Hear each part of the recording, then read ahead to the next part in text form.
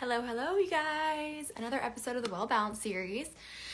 And today I'm talking to Kim from Root and Branch Nutrition, and she focuses all on postpartum health, which I'm super excited to chat with her about. Very specific niche and a conversation I have not had yet. So lots of questions came in, really awesome questions you guys asked, so we'll definitely get to those. But Kim is a restorative wellness practitioner, nutritional therapy practitioner, root cause protocol graduate, and just a wealth of knowledge. So I'm super excited to have her with me. So I'm going to go ahead and add her in and we'll get this party going. Hold on. Let's see.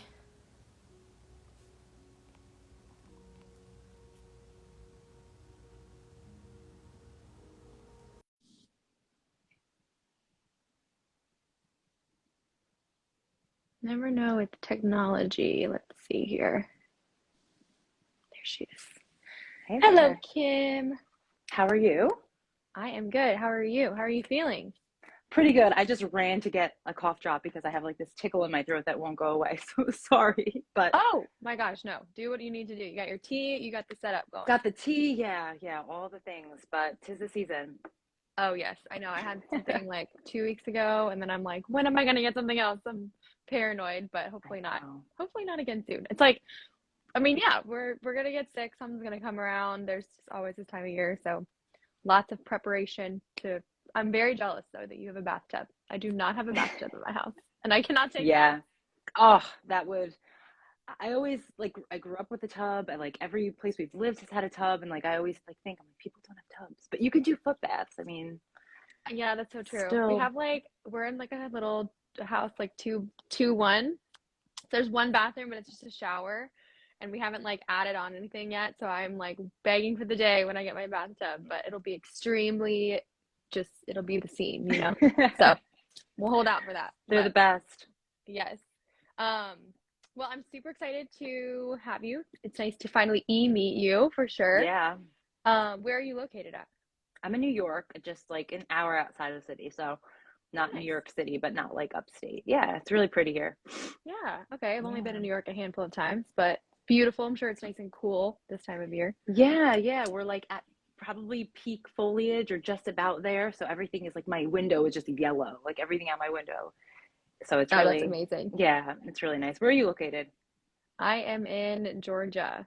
Okay. So, starting to get it's like 50s today, which is nice. Not ready for it, except for whenever we're in Atlanta, people freak out if there's like any drop in temperature. So we're working through it. But Yeah. it's gonna be like 80 this weekend. I don't know. It's really random. But either way, it's great. We've been here my whole life, so it's a great spot. But It's awesome.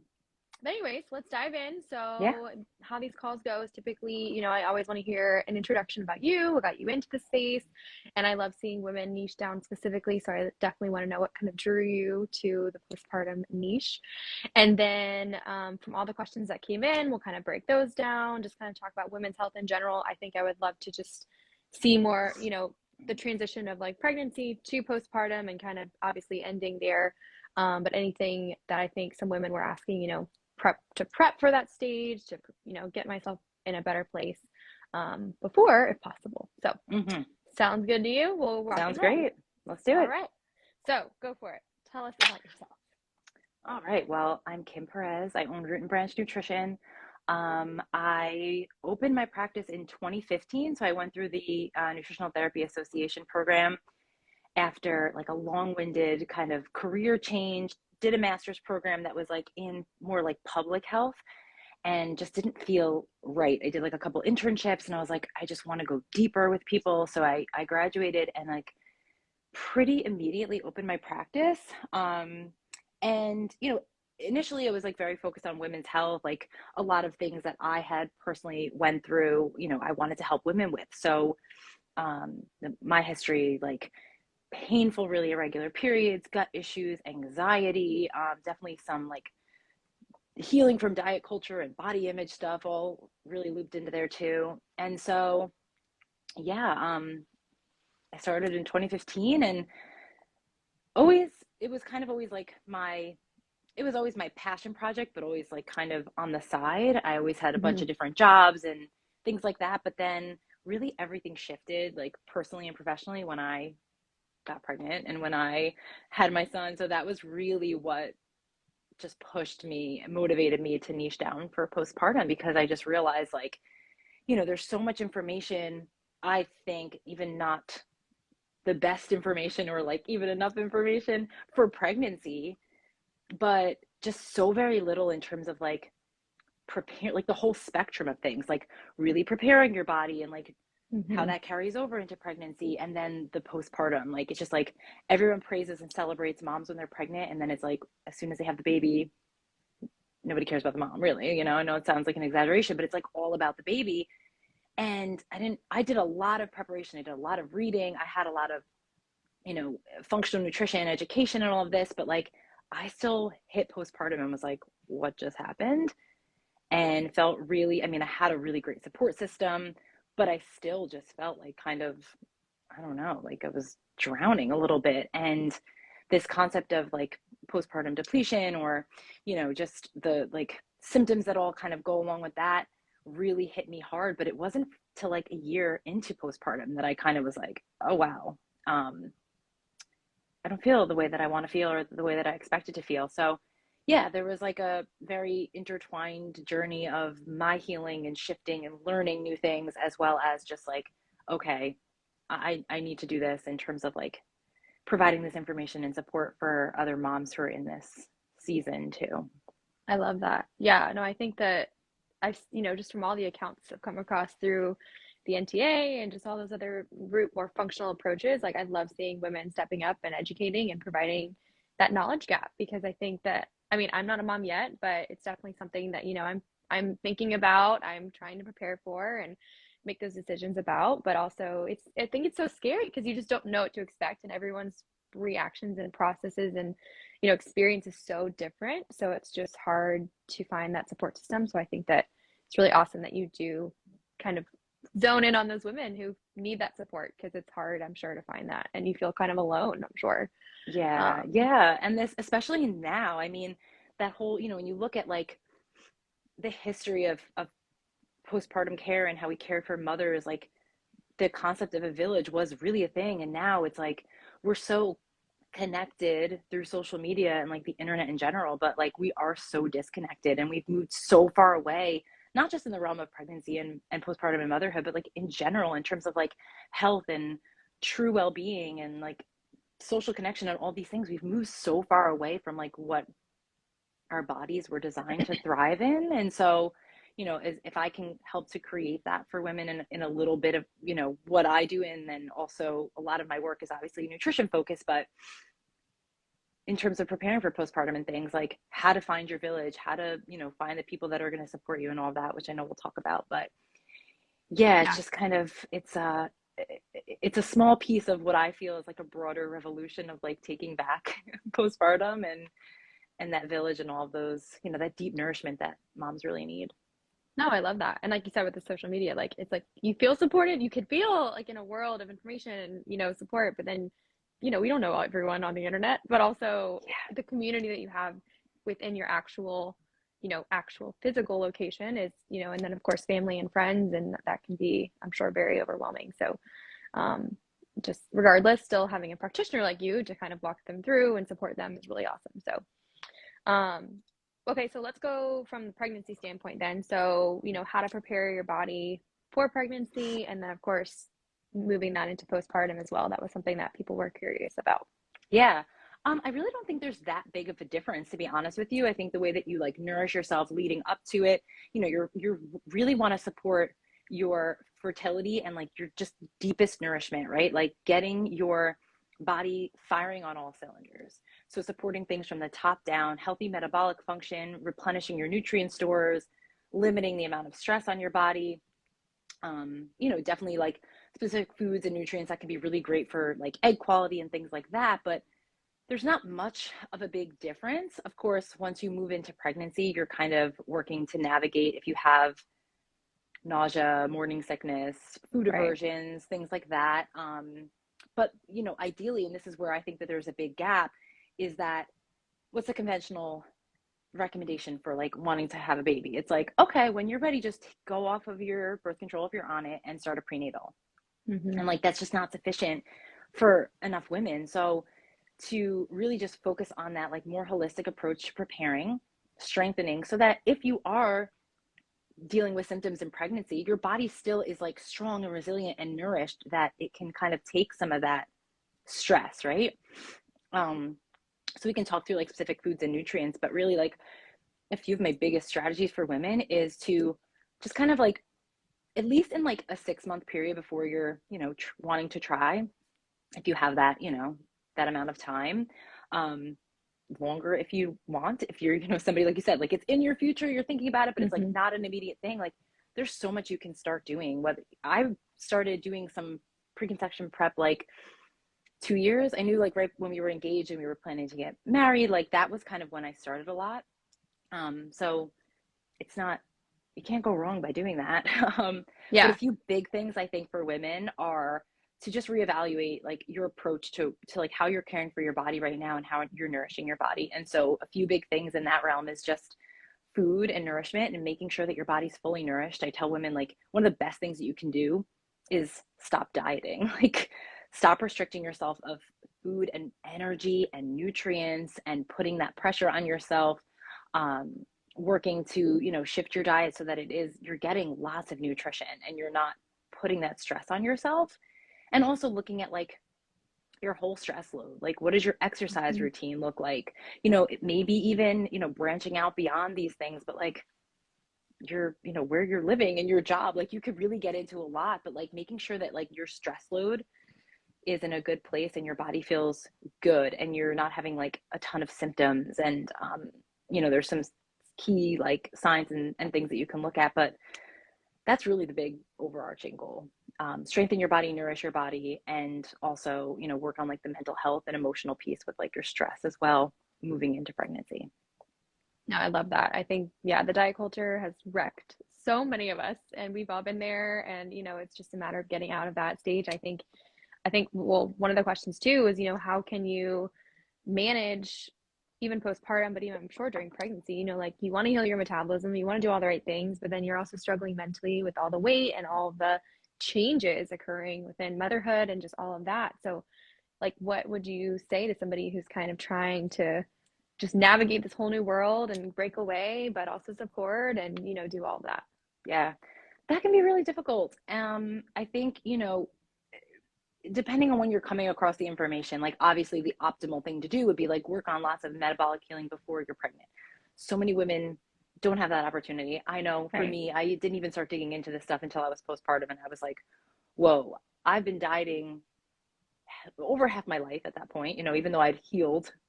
Right. And just looking at like the toll that's taken on my body, understanding like it's just gonna be a mindset shift. And I really do recommend, finding your level of comfort with like tracking certain things, metabolic markers, even tracking like your food intake, to make sure that you're eating enough, but like that things are in balance and it's not too much, right? Going slow and just really giving yourself grace and honoring what your body needs and what your body's telling you.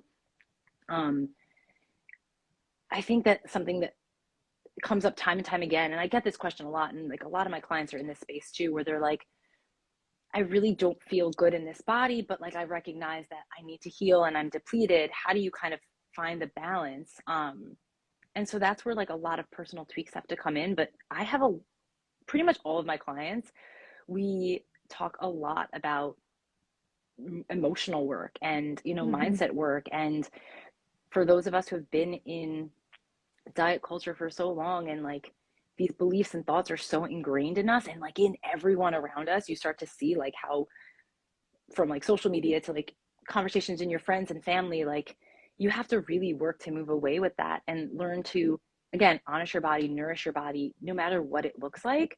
And just understanding that in pregnancy and even into postpartum, your body is gaining fat and holding on to, excess weight for a reason. And whether that is like your body finding its happy place again, whether it is obviously like growing and nourishing a baby, if you're breastfeeding, if you're still healing, there are a lot of reasons for all of that. and your body has to feel safe and Mm-hmm. nourished to like let that go. So you cannot, you can lose weight with, you know, not focusing on healing your metabolism first, but that's just going to do so much more damage, especially long term, to your metabolism. So it's tough because we're all conditioned to like, you Right. know, fast, instant gratification. But the best way to support your body in the long run, especially if you've had a baby, especially if you're planning on future babies, is making sure that you are fully healed and allowing your body to really find the weight that it feels like happiest and safest at. No, I think that's awesome. Yeah, I think that's definitely a struggle from clients that I see and just this conversation, like from, again, breaking free of diet culture and all of that type of thing. And it's like you said, it has to feel safe, just like it did to get your period back in the first place if you were coming off birth control or all those types of things, you know? And Right. I think that it's just baby steps, grace, and really knowing that, you know, it's a temporary phase in life and that, you know, you don't, this isn't going to be something that will be the rest of your life. And it's not like you can't ever care about what you look like. Cause I think that that's Mm-hmm. something that comes up too. It's like, well, I want to work out. I want to feel good. I want to look strong. And it's like, that's fine. There's perfectly good reason for that. And you want to do that. But then again, like we have to do it safely. And, you know, again, temporarily your body is needing different things. So then when this phase is over, then absolutely incorporating more strength training, you know, getting back to your old routine in a safe way is perfectly normal and fine. But Yeah, definitely. And something that I tell women a lot is like when it like there's two things. Number one, the whole like seasons of like for you know supporting fertility for preconception, pregnancy, postpartum, and then if that is you know a cycle for you, if you're having multiple children, like sometimes your body does need to be at a higher weight than maybe you were accustomed to, mm-hmm, especially if you're dealing with depletion and you're working to heal that. I think for a lot of women that I work with, I know for myself, this was definitely a huge part of the story, was looking back and realizing like I was even way depleted before I even went into pregnancy. And so women are kind of looking at this goal weight of theirs from before pregnancy without realizing like that actually wasn't healthy for them then, and it might not be healthy for them now. So there is a lot of that like mindset work that has to go into it. With that, the other thing that I like to propose to women is if you know say you're carrying an extra 30 pounds postpartum, um, and you're working to heal your metabolism, if tomorrow morning you woke up and you those 30 pounds were gone, but you still felt the same way, that you were still dealing mm-hmm, with the same symptoms, what is that telling your body? Because the chances are if you're not working to heal and you're on some caloric restrictive plan or over exercise, like you're not going to heal your body. You might lose the weight, whether that's temporarily or you know more long term, but if you're still feeling the same way, it's still a sign that your body is just not functioning the way that it is designed to, the way that you can, and you can wake up with energy and you can have regular cycles, you know, when they come back. And, you know, the symptoms that you're struggling with are communication from your body that there's something going on. So let's look at that first rather than only zoning in on the weight piece, which is the thing that, you know, we're told is most important, but it really yes. isn't. No, I love the non-scale signs of healing. It's awesome. Like you said, Yeah. period, libido, you know, whatever, go in the bathroom. Oh, libido. Oh, yeah, 100%. One of my favorite, I love when my clients get their libido back and they're like, wow, I didn't even realize that this was like a problem. But one of my favorite things that I see with clients is like they just have this like light bulb moment where things just start firing and things are clicking better and they're just like moving through their days with ease. And they're just like, wow, like it's been so subtle that I didn't really notice it. But like now they sit and they look back at like 3 months ago and they're like, everything feels different. But because Mm-hmm. the changes were so subtle and gradual and like honored the way that our bodies heal, that is one of my favorite things that women are just like they're because again, we're used to like that that progress of like stepping on the scale and seeing a few pounds, you know, and that's like your feedback from your body. And sometimes things take a little bit more time and are more subtle. And Yes. that's not a bad thing. No, I love that. Amen. Um, okay, so we'll kind of switch to more of a postpartum Yeah. conversation, but one of the things kind of what you just said was kind of like how long can healing postpartum take, you know, and especially like after breastfeeding, you know, what does that timeline temporary look like? Obviously everyone's very different, but what would you say to a question like that? It's kind of hard to say because it is so personal. I do think that the 1 to 2 years postpartum is what we should be stretching, like postpartum healing out to. But again, the degree of symptoms that you're dealing with, the degree of, how depleted your body might be. And then again, looking back to like what was going on before pregnancy, right? How long have you been dealing with these symptoms? How long have you felt this way? That's really going to determine, how long to heal. If you're, worked to heal your metabolism and replenish your body and, got pregnant and then are just looking at like the initial postpartum healing, I do say still give your body a year. Yeah. Definitely give your body a year. I know, especially if you're breastfeeding. I didn't breastfeed, but I exclusively pumped for my son for over a year. And I was just kind of the whole time like waiting, like, when am I going to feel like myself again? It took me a good 6 to 9 months, even after that, to really feel like, oh, my body's mine again and things feel good again, like energy wise and strength in the gym and all of those things. So yeah, I mean, there's a lot of different factors that are going to go into it. What was your birth like, right? That Right. too. Like, did you have an uncomplicated vaginal delivery, or did you have a, C-section? And was that scheduled, or was that like emergency after being in labor for 24 hours? Like, there's so many different factors that are going to go into it. No, I love that you even mentioned, previous support and even before pregnancy, like what that looked like, it all, I think people they want to just focus right on this current moment, but the stuff from years and years past really makes a difference on where you are right now. Yeah. And I do want to just reiterate with that, like, some people hear a year, 2 years, they're like, oh my gosh, that's not saying that, like, that's a timeline. You're healing along the way, right? Right. It's not going to be a linear process, but as you're going to start feeling better. So, it's not to say like you're not going to feel better for 2 years. No, that's not what I'm saying. It's the full process of maybe getting to where you need to be or want to be. It might take that long, but it's a journey. It should be enjoyed and like, have fun with it as well. You're going to feel better along the way. That's the ultimate goal. And if you're not, that's where, some troubleshooting might be warranted. Absolutely.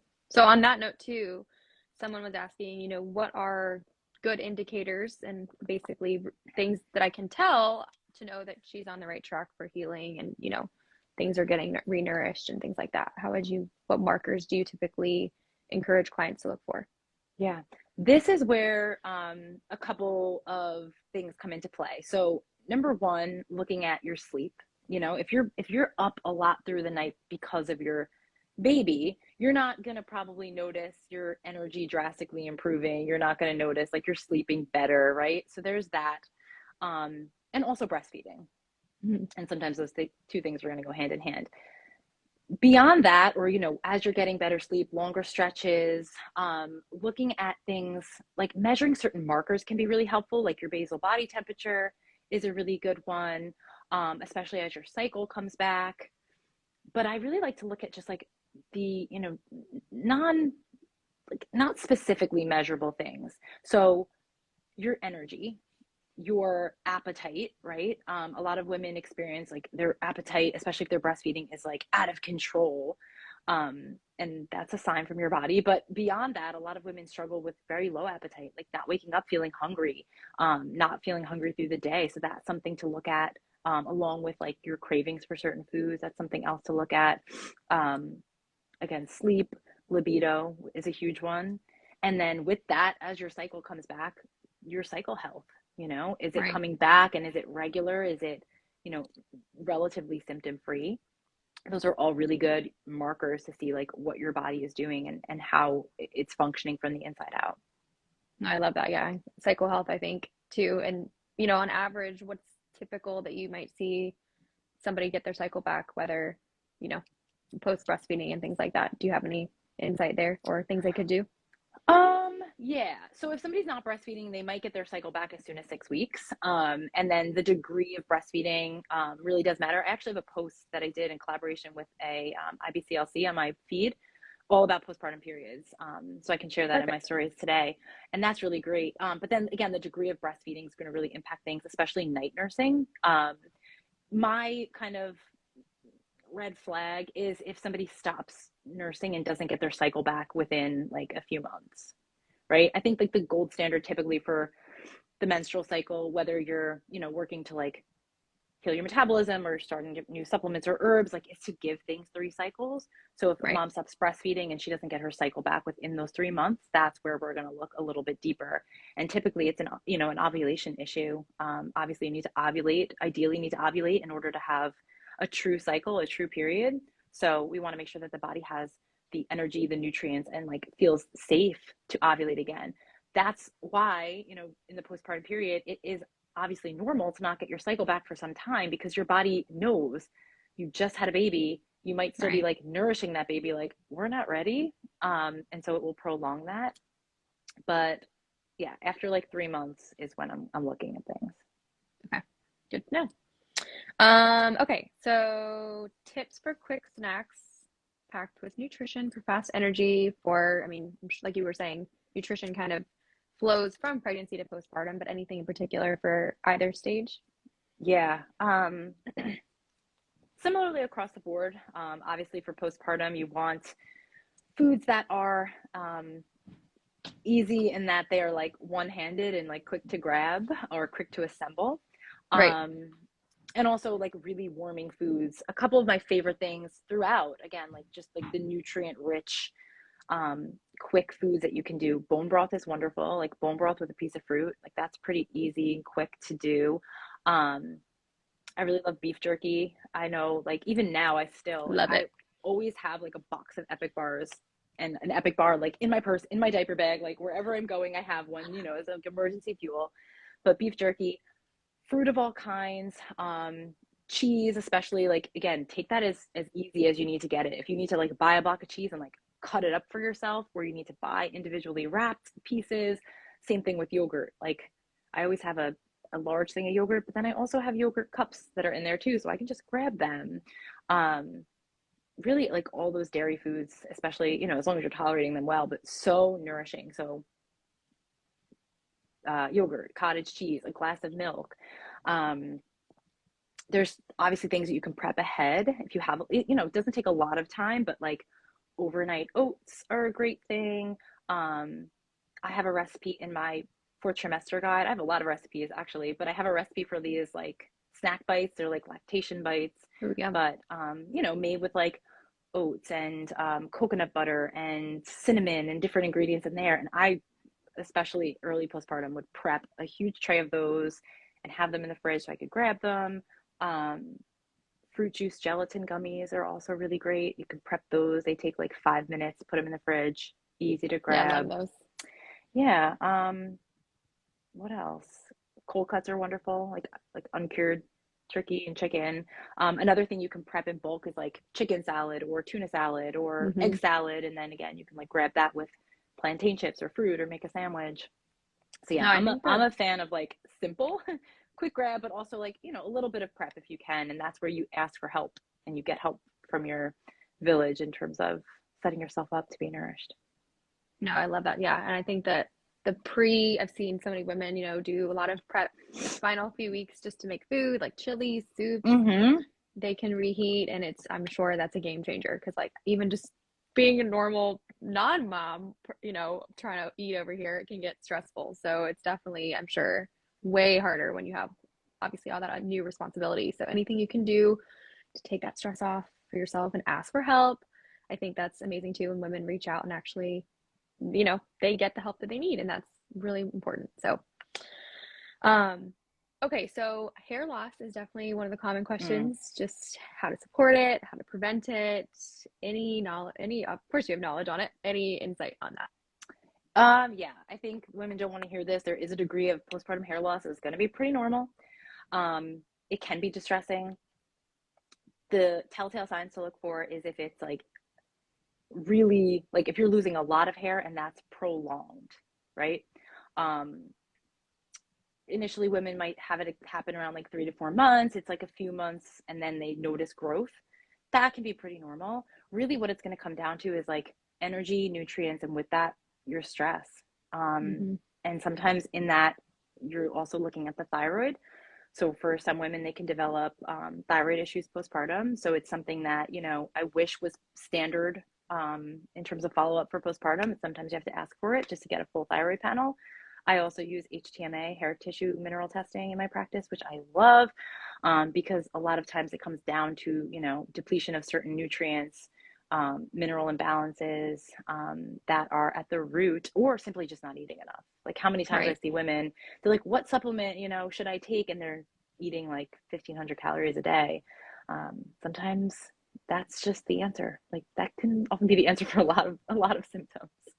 Oh yeah, and I think the foundations people just tend to they want the glitz and glam, the Yeah. supplements, and it's like just eat more, stop doing crazy workouts every single day, and yeah. So, um, okay, and then I think we touched on everything. So actually, one more is just some final recommendations, products, books, resources, podcasts for the whole process, pregnancy through postpartum, that women can utilize. Yeah. Where to start? I have in my link in my bio, I have a roundup of, and also on my I have highlights with podcasts that I've been on. If you just go to Okay. like Apple Podcasts or Spotify, I've been on quite a lot talking about postpartum depletion and mineral testing. But again, the link in my bio has a list of those. In terms of books, a few really great ones. The Postnatal Depletion Cure is a really great book. And that's something that, you can, as much as possible for all of this stuff, like if you're pregnant or you're thinking about getting pregnant, like do try to do some research now, because I even know for myself, and I still like right here, there's like 5 books that I've been wanting to start. Once you have a baby, it's kind of difficult to find the time. Right. But yeah, that's a great one. The book Nurture is wonderful. I love the Mama Natural Guide to Pregnancy. That was one of Hmm. my favorites, like looking through each thing. I do have a link in my Amazon. I have all of my like preconception, pregnancy, and postpartum Perfect. suggestions listed there. Real Food for Pregnancy is another really awesome one. Heard about that one. Yeah, and then products. I mean, I'm not usually like, I don't think that we have to like buy a ton of stuff. It's like, your initial recovery is really important. Your food is really important. And then from there, like personalizing your supplements based on what your body needs, covering your nutrient bases, utilizing herbs where appropriate. There's 2 brands that I really love, Wish Garden Herbs. They have a whole postpartum line of different tinctures, and also Milk Moon. They make a postpartum recovery tonic that has like nettles and alfalfa and ashwagandha and lots of like really nutritive and adaptogen herbs. And that is the thing that, like, if any of my clients are here listening, every client of mine that has a baby gets that in the mail, because it's so it's I so love that. nutritive, but it's also really delicious and super easy to add in. So that's something. And they have other stuff too, but all like very natural herbal based products. Yeah, okay. I love that. That's a great resource list. Definitely will check that out. Yeah. And yeah, to wrap up, just if you can share how people can work with you, what your services look like, and you obviously mentioned some podcasts you're on and things like that. So how can people learn more? Yeah, the best place is Instagram. I have, a pretty lengthy library. And like I said, I have a link in my bio that has a roundup of all my podcasts. I have a blog.